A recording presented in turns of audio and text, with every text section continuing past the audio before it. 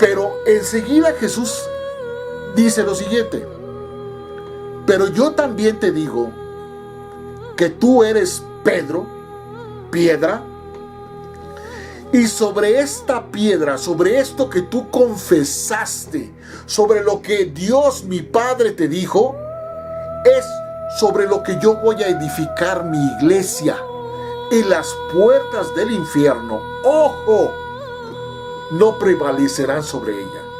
Ahora, para aquellos que se preguntan por qué este mundo está gobernado por Satanás y por qué lo que vemos que sucede en los noticieros, es simple y llanamente por esto: que si nosotros tuviéramos clara conciencia, con S, y conciencia, de saber quién es nuestro Padre, quién es su Hijo y quién es el Espíritu Santo que ahora habita en nosotros, entonces todas las cosas del infierno, que son un infierno porque habitamos en un infierno y ahorita todos estamos con este infierno de la pandemia y de la recesión económica, esto no tendría ningún poder,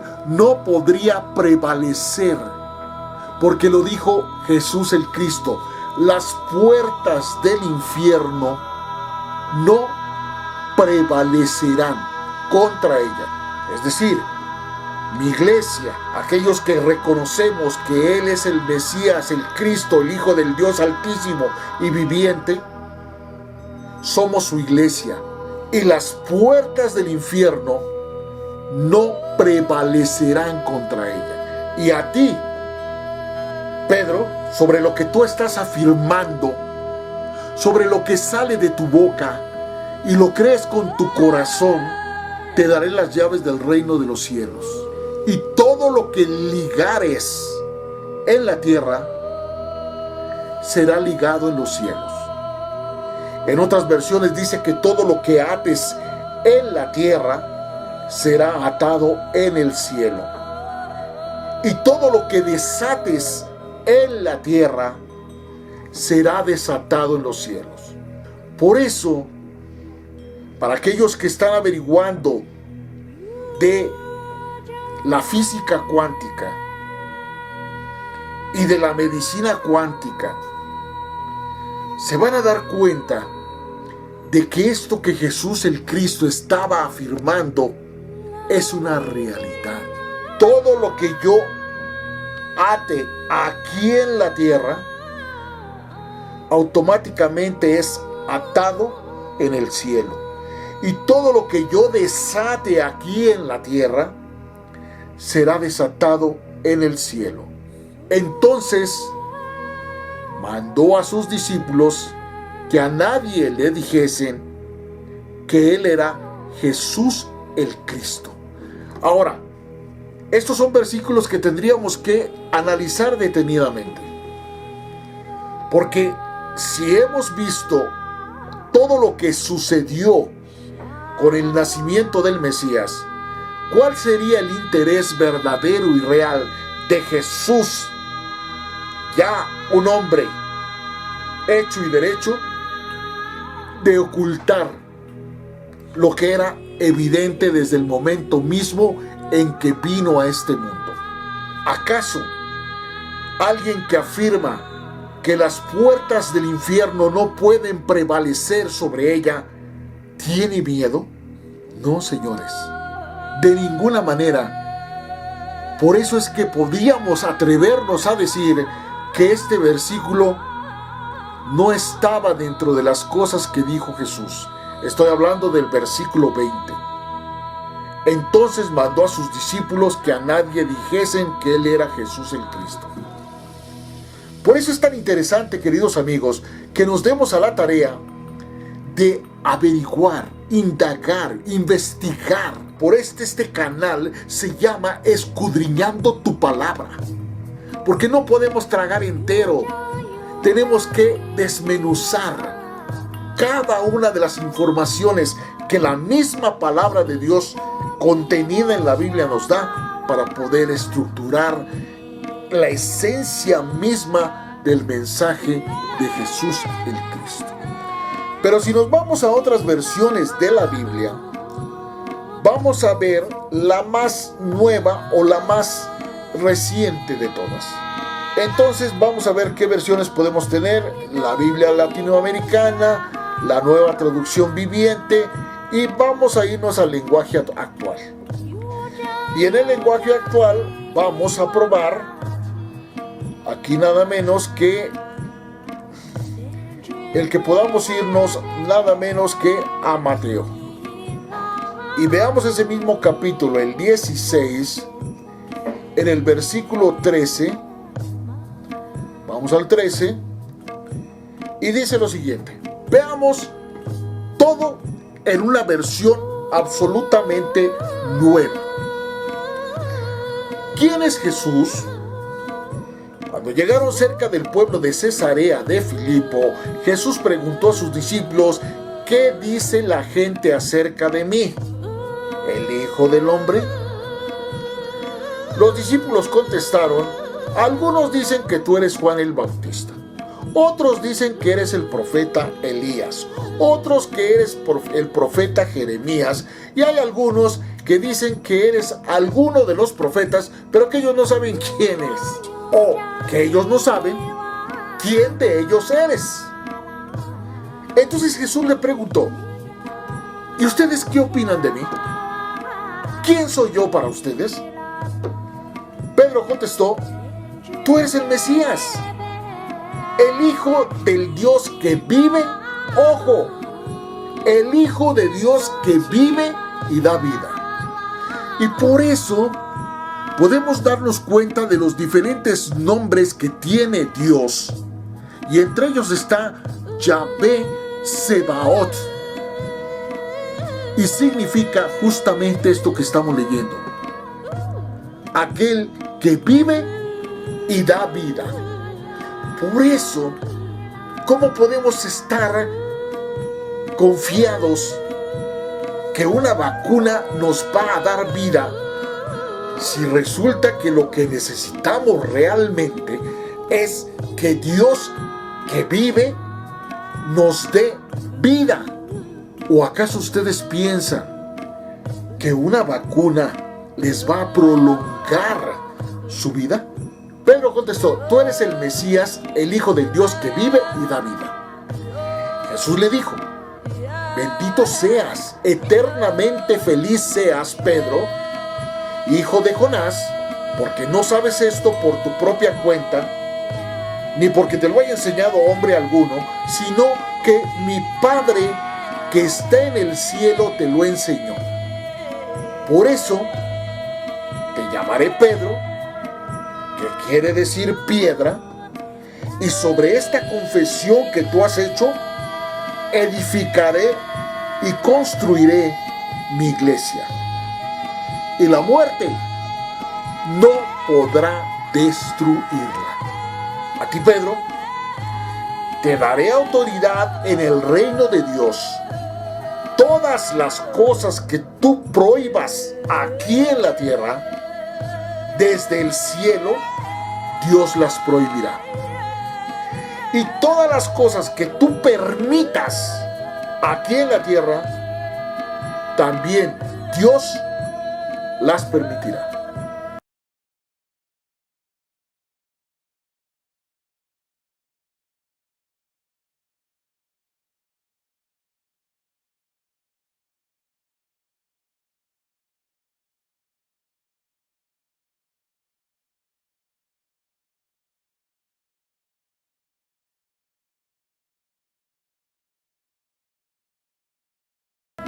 Por eso es absurdo, absolutamente falso de toda falsedad, que nos digan si Dios quiere, o que digamos si Dios quiere. Porque no depende de Dios, depende de nosotros.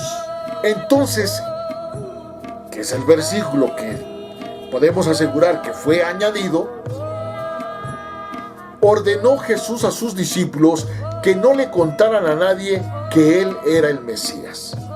Pero la bendición más grande que hoy en día tenemos es que no hay forma de quedarnos con nada, porque gracias a Google podemos automáticamente preguntar ¿qué significa? ¿Qué quiere decir? Según Google dice, escrito con mayúscula inicial, Mesías, permite hacer referencia al Hijo de Dios, es decir, divino, ser divino, el mismo Dios, porque si es su Hijo,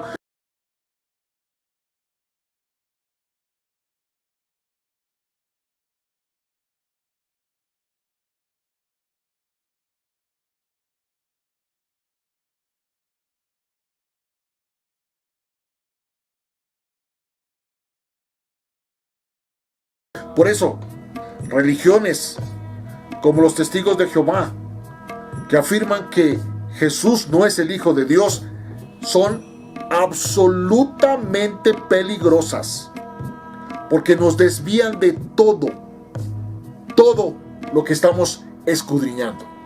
Descendiente de David, cuyo advenimiento al mundo fue prometido por los profetas al pueblo judío.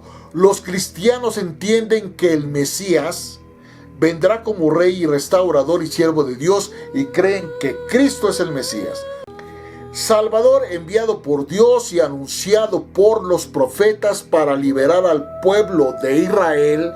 No dice a los judíos del orden establecido, del establishment. Y ya sabemos que todo lo que estamos padeciendo es justamente por el mentado establishment. Entonces, no hay excusa, queridos amigos. No hay ningún pretexto que pudiéramos esgrimir para justificar el que estemos como estemos, suframos como suframos y lloremos como lloremos.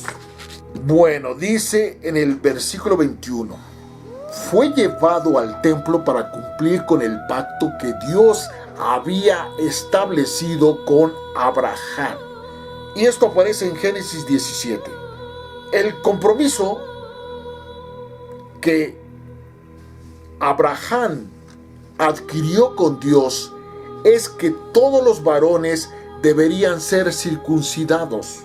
La circuncisión será la señal de que ustedes, los hombres, y yo, hemos hecho un pacto. De ahora en adelante, todos los niños que nazcan entre ustedes tendrán que ser circuncidados a los 8 días de nacidos. Entonces, eso nos muestra que de ninguna manera José, María y Jesús estaban siguiendo los mandamientos de Moisés. Estaban siguiendo los estatutos, las leyes, los preceptos y mandamientos de el Dios altísimo y viviente. Un pacto que Dios hizo con el hombre. Y esto nos sirve para entender otra cosa muy importante, queridos amigos. Nos han enseñado que nosotros podemos hacer pactos con Dios y eso no es cierto. En la Biblia no aparece de ninguna forma y bajo ninguna circunstancia que nosotros podamos establecer un pacto con Dios. Los pactos son establecidos por Dios para con el hombre, no al revés. Esa es otra de las millones de mentiras que nos han establecido la religión, y lo grave no es eso. Lo grave es que por no investigar, por no averiguar, por comer y tragar entero, es que hacemos lo que nos dicen que hagamos.